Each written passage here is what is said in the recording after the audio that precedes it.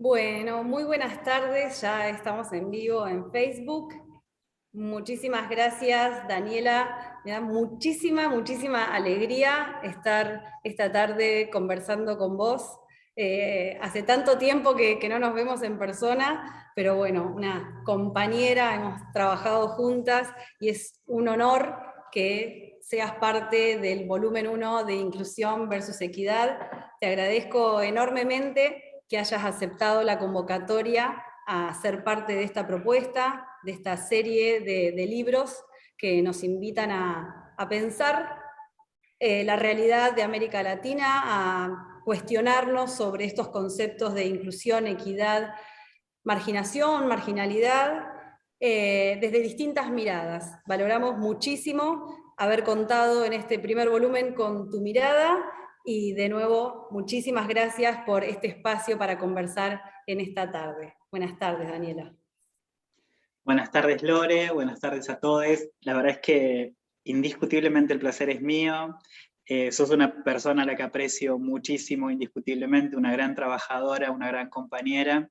Así que feliz de poder haber participado en el relato de este libro, de poder haber aportado un poco de esa historia que me acompaña, para no solo blanquearla y contarla, sino para que abone a revertir tantas situaciones que en la actualidad siguen ocurriendo, ¿no?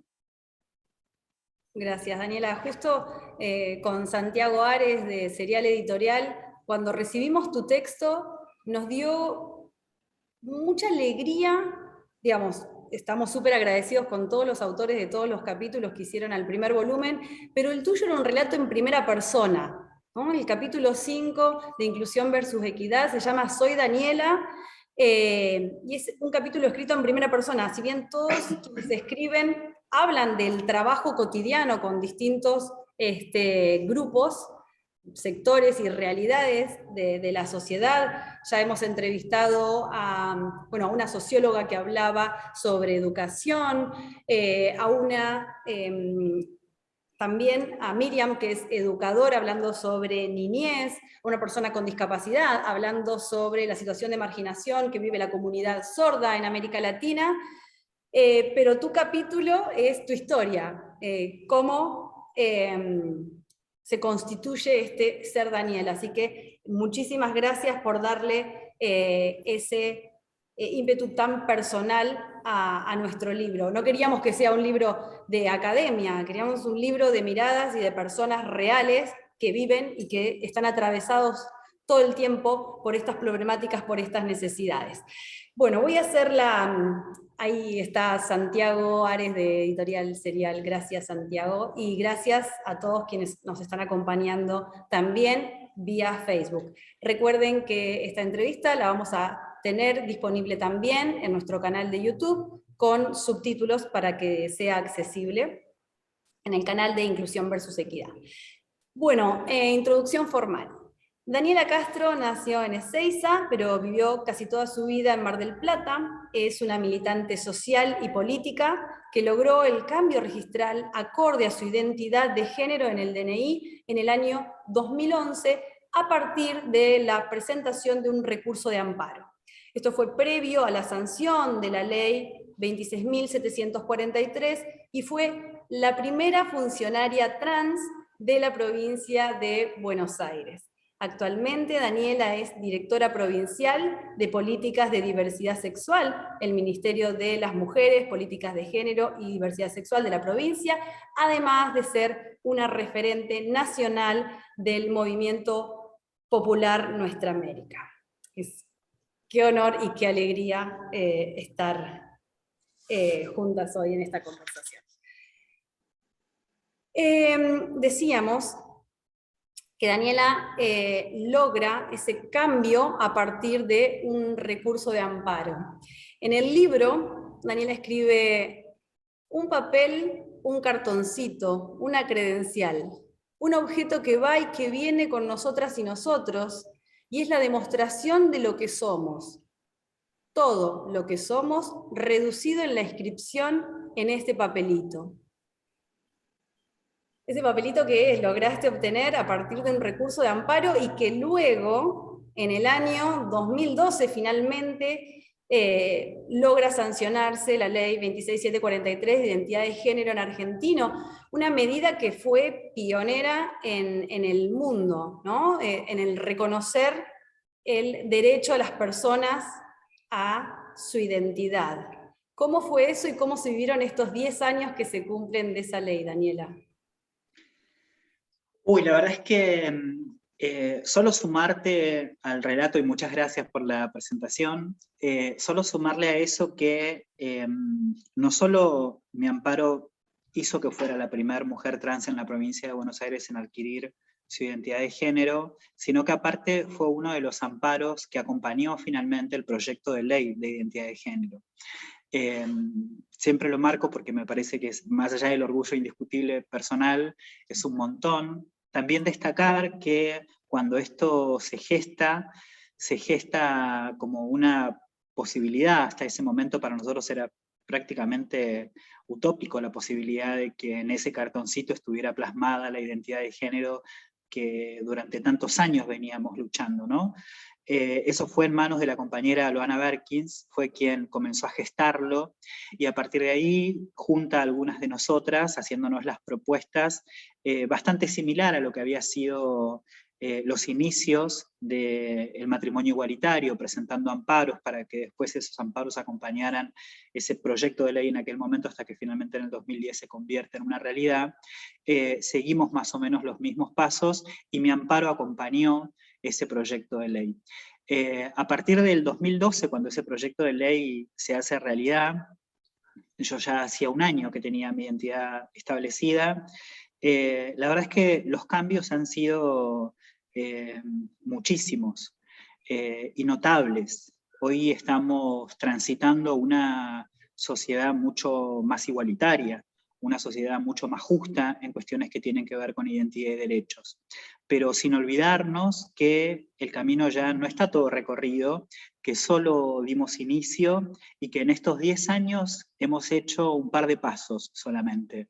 Es mucho, indiscutiblemente, lo que falta, no solo en cuestiones de identidad, sino en cuestiones de respeto como sociedad. Hay muchos sectores en los que todavía, lamentablemente, la ley de identidad de género llega difusa, llega sin buena información. Hay muchas compañeras y compañeros y compañeres que hoy todavía siguen peleando para que ese derecho tan merecido a la identidad de género sea establecido y plasmado en un documento nacional de identidad.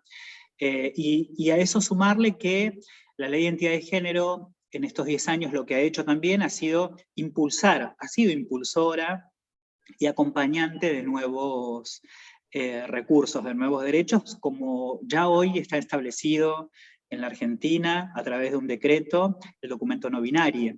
Entonces, eso también se desprende de estos maravillosos 10 años que tenemos en la Argentina de la ley de identidad de género, una ley aparte 100% pionera, que ha sido replicada y tomada de ejemplo en muchísimas partes del mundo, pero que sigue teniendo la particularidad de ser la única ley con estas características específicas, donde no se exige ni a las mujeres, ni a los varones, ni a aquellas personas que se identifiquen en el marco de las identidades travesti trans, ningún tipo de modificación en su cuerpo para poder obtener esa identidad de género.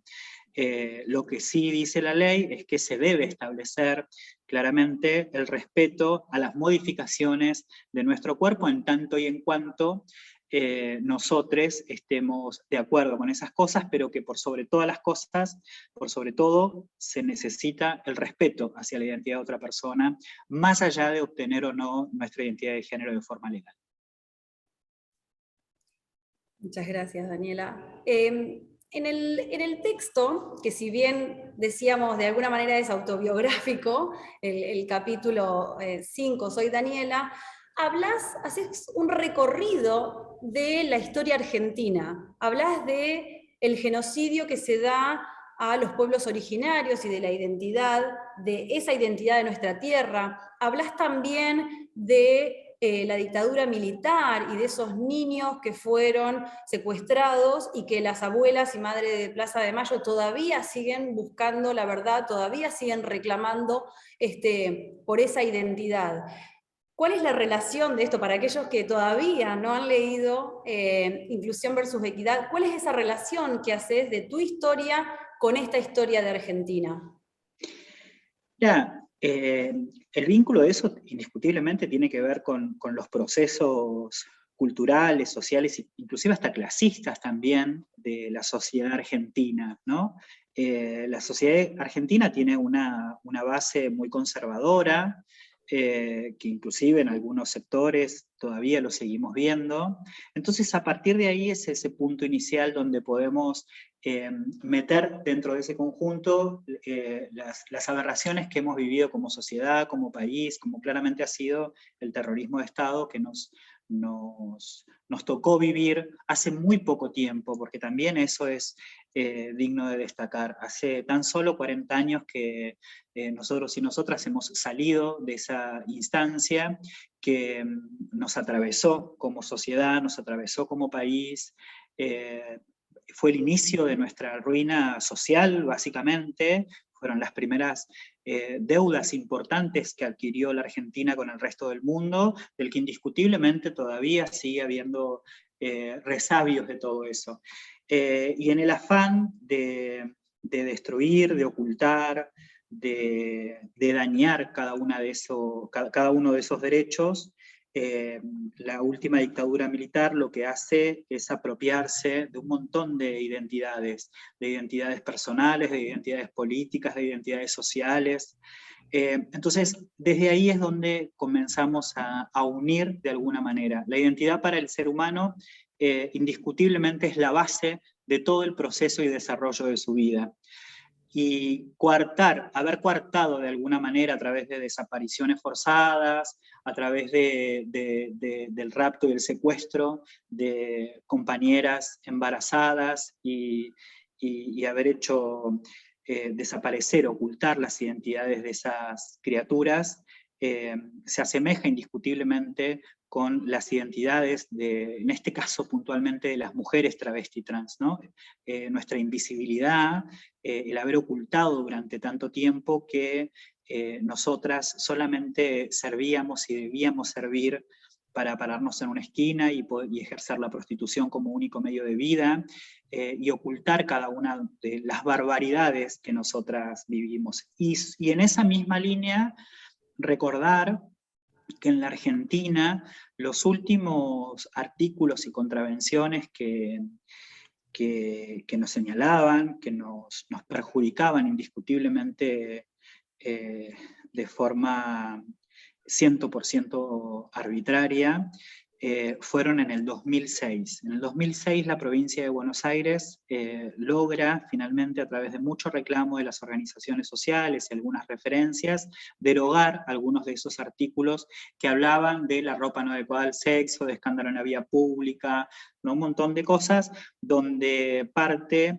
de esos sectores más enquistados, como fue la policía de la provincia de Buenos Aires, la policía federal en ese momento, y parte del dispositivo de seguridad de nuestro país, era la herramienta fundamental que tenía para seguir martirizándonos, victimizándonos, desapareciéndonos, asesinándonos, golpeándonos, llevándonos detenidas de forma permanente, privándonos de un montón de otras cosas. Nosotras decimos que la dictadura militar en nuestro país se va en los años 80, solo para un sector de la sociedad.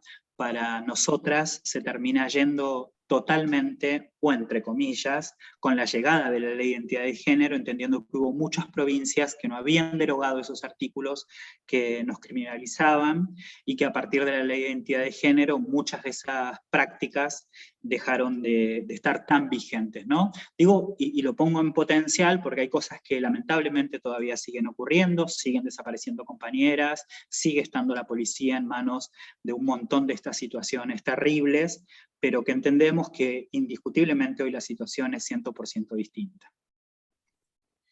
En ese sentido hay una realidad que es mucho más que un dato que es escalofriante, que es que las personas trans en Argentina tienen una expectativa de vida máximo de 40 años. Exacto, entre los 35 y los 40 años de vida es el límite que todavía existe y que no nos permite seguir desarrollándonos como parte de la sociedad. Nosotras decimos, y nosotres, que no tenemos la posibilidad como sector de la sociedad, entre comillas, minoritario, de tener adultas mayores, de tener adultos mayores.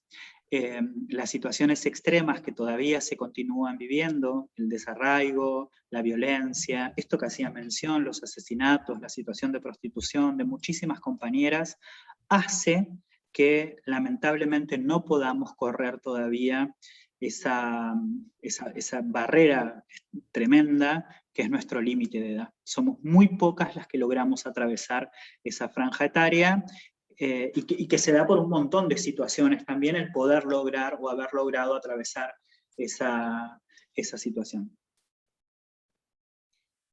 Daniela, en el libro decís: las trabas son la evidencia más clara del fracaso estrepitoso del patriarcado. Y creo que eso es lo peor que les podemos hacer. Somos objeto de deseo, pero no somos esposas ni madres para ellos. Somos las que estamos ahí, a la vista de todos pero invisibles, desposeídas del todo. Y literalmente consideramos que eso es así. Una de las primeras que hace mención de esto en términos bastante similares es la compañera Loana Berkins, que entendía claramente que parte de todo ese hostigamiento que vivimos, las trabas, de parte del sector más machista, más enquistado del patriarcado, tiene que ver justamente con eso, ¿no? Nosotras rompimos con ese patriarcado para establecer nuestra identidad de género, sacarla a la luz y a partir de ahí poder trabajar firmemente para que se respeten nuestras identidades de género. Para esos sectores tan machistas, tan conservadores, indiscutiblemente eso ha sido una traición histórica que se ha generado, y gran parte de todos esos castigos tienen que ver con eso. Este primer volumen de la serie Inclusión versus Equidad está enfocado en repensar la marginación en América Latina. Y esto que venís nombrando en cada una de las respuestas, me parece que hay cuestiones positivas en las que se ha avanzado, ¿no? De alguna manera subvertir esta situación de marginación, ¿no? De la falta de un empleo digno, esto de que decís que muchas mujeres trans tienen que ejercer la prostitución porque no hay chance de poder acceder a otro tipo de empleo, a un trabajo digno. Y en este sentido, este decreto del año 2020 que habla del cupo laboral travesti trans, que si bien es un 1%, que como decimos también los que trabajamos en discapacidad, que es el piso y no el techo, ese 1%, o sea, la base tiene que ser esto, pero no el techo, de alguna manera da cuenta de que el camino hacia la equidad y a generar igualdad de oportunidades es posible, ¿no? Paso a paso, no es el ideal, pero al menos se están generando distintas condiciones para que haya más equidad de oportunidades, ¿no? También con esto que respondías recién respecto a la expectativa de vida, el poder tener acceso a un trabajo digno, a acceder a un puesto en un estamento de gobierno, genera mayor equidad y oportunidades, ¿verdad? Sí, totalmente de acuerdo. En la provincia de Buenos Aires fue pionera, o intentó ser pionera en principio, a partir del año 2015, con un proyecto de ley establecido que las mujeres y los varones travesti trans, las personas travesti trans, debían tener un cupo que les permitiera alcanzar un trabajo registrado en el marco del Estado de la provincia de Buenos Aires. Lamentablemente, esa ley fue votada de forma favorable en medio de la salida de un gobierno y la llegada de otro en el país y, por supuesto, en el marco provincial, pero eso ocasionó que ese decreto esa ley, perdón, no fuera reglamentada hasta el año 2019, con la llegada del actual gobierno en la provincia de Buenos Aires y a nivel nacional, que inmediatamente lo que hace es garantizar y poner en funcionamiento de forma inmediata el cupo laboral travesti trans.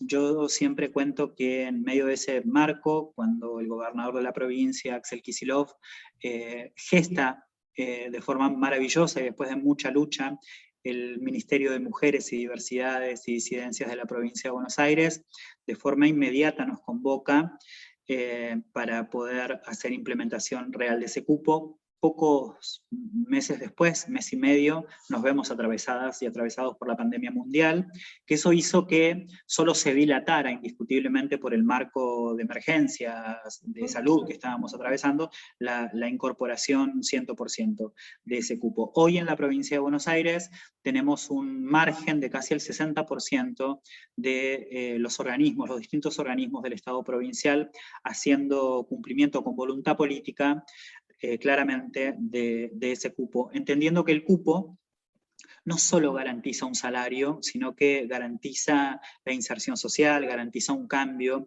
disminuye indiscutiblemente la violencia por discriminación en cuestiones de género, la visibilidad y lograr naturalizar esas compañeras y compañeros en el Estado de la provincia a través de las tareas que tienen que desarrollar, ha sido fundamental para poder cambiar como sociedad, para poder generar mucha más equidad e inclusión. Seguimos trabajando permanentemente en eso, no solamente para garantizar que el Estado de la provincia de Buenos Aires haga cumplimiento de esto, sino también en los sectores privados. Y acompañando esto, finalmente después sale a nivel nacional la ley de cupo, el decreto que garantiza la ley de cupo, en principio, después la ley a través inclusive también acompañado por el Ministerio de Mujeres y Disidencias de Nación.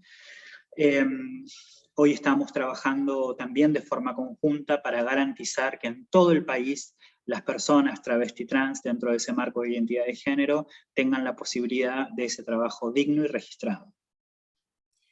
Y eso, Daniela, porque estaba revisando el decreto, hay un registro que es a nivel nación y también hay otros registros provinciales para la persona Exacto. que quiere acceder a este tipo. Ok. Se manejan los dos de forma individual. Una cosa es nación, otra cosa es provincia. Tiene prácticamente las mismas líneas, salvo alguna que otra particularidad, pero es un registro compartido con el Ministerio de Trabajo. La implementación no solamente está a cargo del Ministerio de Mujeres, sino que también está a cargo del Ministerio de Trabajo, trabajando con otras carteras provinciales o nacionales para garantizar el cumplimiento. Pero prácticamente no existen diferencias entre unos y otros. Daniela, el próximo libro, el volumen 2 de la serie Inclusión versus Equidad, va a estar enfocado en cuestionar privilegios que profundizan desigualdades, ¿no? En este primero hablábamos sobre la situación de marginación y qué es lo que genera este estado, y en el segundo vamos un poquitito más a fondo en pensar qué es lo que genera ese estado, ¿no? ¿Cuáles son estos privilegios que generan esa situación de marginación? ¿Cuáles son esos privilegios por los que el colectivo LGTBIQ+ sigue luchando en la actualidad? Todos, absolutamente todos son esos privilegios. Privilegios que entendemos que claramente siguen teniendo los varones, y ahí inclusive hasta corriéndonos un poco de las identidades travesti trans. Para el género femenino, para las disidencias, para las diversidades, indiscutiblemente los varones, el patriarcado, el machismo, sigue teniendo privilegios que el resto de la sociedad no los tiene.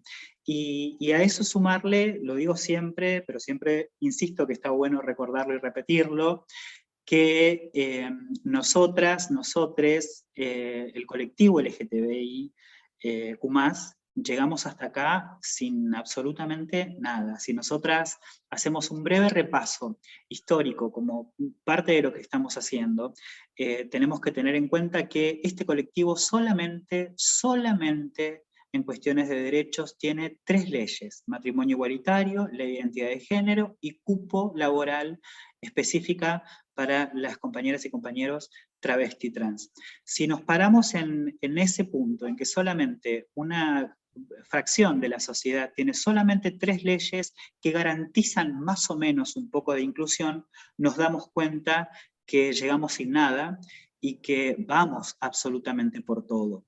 Pero el ir absolutamente por todo tiene que ver con esto. A mí siempre me gusta recalcar, y de hecho parte del relato del libro tiene que ver con eso, que no vinimos hasta acá de forma revanchista, no vinimos hasta acá con rencores, no llegamos hasta acá con odios, llegamos hasta acá con todo ese amor maravilloso que tenemos y que también se nos negó, llegamos hasta acá con todo ese ejemplo maravilloso de las madres, de las abuelas, y que eso ha sido un faro indiscutiblemente en la vida de cada una y cada uno de nosotros, porque nos mostró que el camino claramente era eso, que con rencor no llegábamos a ningún lado, con odio no llegábamos a ningún lado, sí que exigimos justicia, sí que exigimos derechos, sí que exigimos pisos de igualdad sin techo, como claramente vos lo decías al principio. Esas son las exigencias, eso es lo que viene. Absolutamente eso es lo que viene, pero siempre con esa base indiscutible, como tuvo cada uno de esos proyectos de leyes de los que hacía mención recién, que es el respeto. El respeto a las disidencias, a las diversidades. Nosotras, y yo digo permanentemente que la idea de todo esto es respetar a todos como iguales y a cada uno como diferente.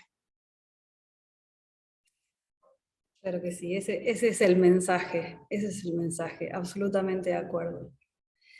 Daniela, pensaba, digo, bueno, estamos en junio, el mes del orgullo, y muchos se preguntan, ¿y por qué tiene que haber un día o un mes? Es lo mismo que, ¿por qué tiene que haber un cupo, ¿no? ¿Por qué un porcentaje? ¿Por qué la discriminación positiva, ¿no? Y tiene que ver con todo esto que venías manifestando en cada una de las respuestas, porque todavía hay invisibilidad. Caso contrario, no sería necesario. Mira, en esta misma línea de lo que hacía mención recién, recordando el corto tiempo de haber atravesado el terrorismo de Estado, en esa misma línea, si hoy nos pensamos, más allá de que principalmente para las juventudes, pensar que hace solo algunas décadas las mujeres no podíamos votar, y necesitamos tener una impulsora para eso, porque si no, no sé si hubiese sido imposible, pero seguramente hubiese tardado mucho más en llegar ese piso de derecho. Hoy es casi hasta gracioso para esas juventudes, para esas nuevas generaciones, pensar que un día, una vez, las mujeres no teníamos derecho a votar como parte de la sociedad. Pensarnos que hace muy pocos años que como sociedad existe el derecho al divorcio. No podían las mujeres, principalmente las mujeres, pensar en divorciarse de esos maridos porque casarse era para toda la vida. Ahí también hablamos de patriarcado, ahí también hablamos de machismo, ahí también hablamos de una sociedad conservadora y ocultista en muchísimas cuestiones. Entonces, en esa misma línea yo considero claramente que necesitábamos empezar a tener pisos para poder formar parte de esa sociedad que nos tiró históricamente abajo de una alfombra, que nos escondió, que solo nos dejó paradas en una esquina, sin acceso a la educación, sin acceso a la salud, ni a hablar de la vivienda y por supuesto por fuera del marco laboral. Necesitábamos tener ese piso, ¿no? Un piso que fueron luchas de muchísimos años, y luchas que en ese camino fue dejando muchísimas compañeras y compañeros que lamentablemente no llegaron a verlo, pero que sí lucharon incansablemente para que esas niñeces, esas adolescencias, esas juventudes, no tuvieran que atravesar cada una de las aberraciones que nosotras y nosotres tuvimos que transitar. Hoy estamos en esa instancia. Hoy estamos en la instancia de que esos pisos, en algún momento, esas niñeces, esas juventudes, esas nuevas generaciones, se van a reír en alguna noche, en alguna tarde de café y de mate, se van a reír pensando que un día esas parejas que se amaban no podían establecer ese vínculo de forma legal frente a la sociedad. Un día se van a reír de que hubo personas que tuvieron que levantar banderas, luchar, y muchas quedar en el camino por no poder establecer claramente y de forma social y legal una identidad de género, algo tan simple como el nombre que nos acompaña en ese cartoncito. Un día esas sociedades, esta sociedad que estamos gestando, van a pensar que impensado que va a ser en esos tiempos pensar cada una de las cosas que ocurrieron, ¿no? Como hoy es impensado que nosotras, nosotres, no podíamos votar hace muchos años atrás. Muchísimas gracias, Daniela. Santiago, ¿alguna pregunta, algo que quieras compartir? Bueno, hola, buenas tardes. Muchísimas gracias por la invitación. Hola Lorena, hola Daniela, un gusto enorme escucharte, compartir esta entrevista con vos.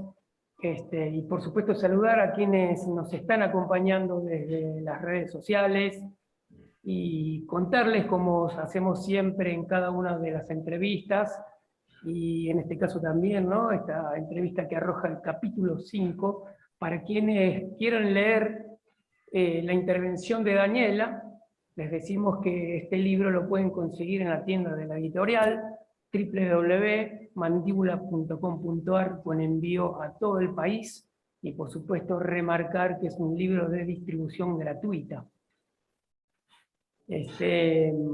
Bueno, Daniela, nuevamente agradecerte, poder conocerte, poder charlar con vos, escucharte. Generalmente terminamos la actividad con alguna pregunta, tratando de salirnos de la retórica simbólica del texto o de lo que vos nos querés contar. Además es el rol de Lorena y lo hace muy bien, pero sucede que de todas las intervenciones, de todos los capítulos del ensayo, tu texto es el más autobiográfico. Y vos pones tu historia como fuente de información.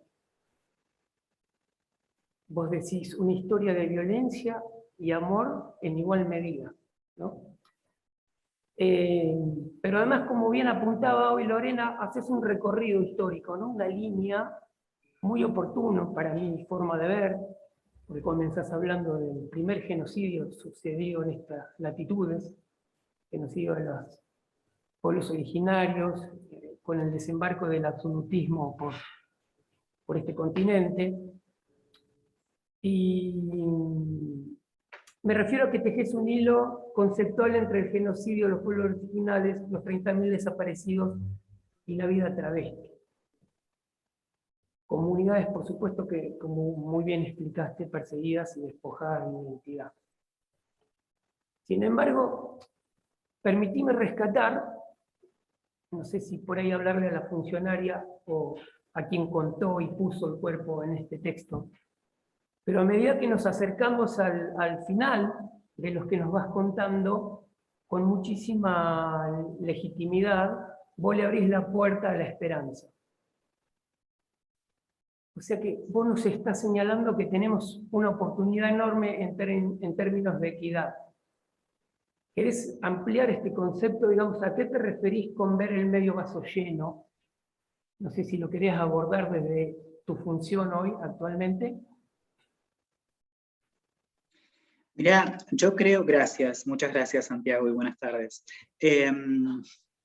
Yo creo que si nosotras, nosotres y yo misma, lo personal es político también, no tuviéramos la capacidad de aferrarnos de algo, como por ejemplo de una esperanza, de esa fe en el nombre o en la imagen que querramos, hubiese sido muy difícil. Muy difícil porque todavía nosotras, las adolescencias de mujeres, varones y identidades binarias, seguimos siendo expulsadas de nuestros hogares, de ese núcleo familiar tan necesario para el desarrollo de una criatura indiscutiblemente. Todavía aún seguimos siendo expulsadas de esas posibilidades, de esos hogares, de esa contención. Entonces, yo creo firmemente, sin ningún temor a equivocarme, que la esperanza es el mejor abrazo que podamos dar y que podemos tener para sostenernos frente a tantas adversidades que hoy siguen ocurriendo. Desde mi lugar de funcionaria, trabajo incansablemente, como lo hice en la primera parte de mi gestión, cuando fui por primera vez funcionaria pública a partir del año 2012 como directora de la Secretaría de Derechos Humanos, y hoy me toca transitar una nueva experiencia y es un nuevo desafío indiscutiblemente el ser directora provincial con todo lo que eso implica. Trabajamos con un equipo de compañeros y compañeras indiscutiblemente comprometido para la transformación cultural de esta sociedad que queremos en serio, atravesada por todas las situaciones. Yo siempre cuento, y que lamentablemente en el breve desarrollo que intentamos trabajar en ese libro maravilloso, por supuesto que no llegamos a contar absolutamente toda esa historia de vida tan larga, que esa historia de vida no solamente es personal, porque se asemeja, casi te diría que 100% a la vida que transitamos la mayoría de las mujeres travesti trans, con algunas particularidades, con algunas diferencias, con algunos pequeños beneficios, algunas más que otras. Yo me considero una privilegiada, indiscutiblemente, por un montón de cuestiones laborales, sociales, familiares, de las que también hacemos mención en el libro, pero que no es la realidad de la mayoría. La realidad de la mayoría es atravesada por la pobreza, que ahí nos identificamos con el resto de la sociedad, o con gran parte de la sociedad. Nos vemos atravesadas por la falta de salud, por la falta de educación, por la falta de recursos, por la falta de acceso a la dignidad plena de cualquier pueblo, y ahí nos juntamos con gran parte de esa sociedad que todavía sigue buscando la posibilidad de tener una casa digna, de tener acceso a la salud, de tener acceso a la educación, de pensarnos en un futuro para nuestros hijos. Yo creo que sin esa herramienta transformadora que es impulsada por la esperanza, sería muy difícil. Yo trabajo todos los días no solo para la transformación del día de hoy. Entiendo claramente que la transformación más profunda como sociedad tal vez no la llegue a ver yo, pero me iré tranquila sabiendo que un granito de arena hemos aportado en conjunto, no solamente para el colectivo de la diversidad, para toda la población más vulnerable que todavía sigue existiendo, lamentablemente, en gran parte de nuestro país y, por supuesto, en gran parte de la provincia de Buenos Aires. Muchísimas gracias, Daniela. Y por eso es tan importante para nosotros hacer este esfuerzo de crear material para repensar, para conversar sobre estas situaciones que muchas veces es, lo sabemos, más fácil mirar para otro lado, pero no queremos. Quiero aprovechar especialmente agradecerle a Santiago y a Editorial Serial porque llevaron el libro a la Feria Internacional del Libro, porque llevaron el libro al Centro Cultural Néstor Kirchner, porque vamos a estar la semana que viene en la Feria del Libro en Salto, y es un esfuerzo a pulmón que están haciendo desde la editorial. Muchísimas gracias. Gracias, Daniela, por este espacio, por tu testimonio, por el cariño, por tu compromiso. Ojalá que sigamos conectadas, que sigamos trabajando, que sigamos visibilizando todo esto. Gracias de verdad. Gracias, gracias, gracias. Por favor, gracias a ustedes y gracias por colaborar junto con muchos que trabajamos por ese granito de arena. Indiscutiblemente todos formamos parte para que no sea un granito de arena y formemos un océano maravilloso de equidad. Gracias a todos. Muchas Buenas tardes. gracias. Hasta Gracias, la próxima. Santiago. Gracias, Daniela. Adiós. Gracias.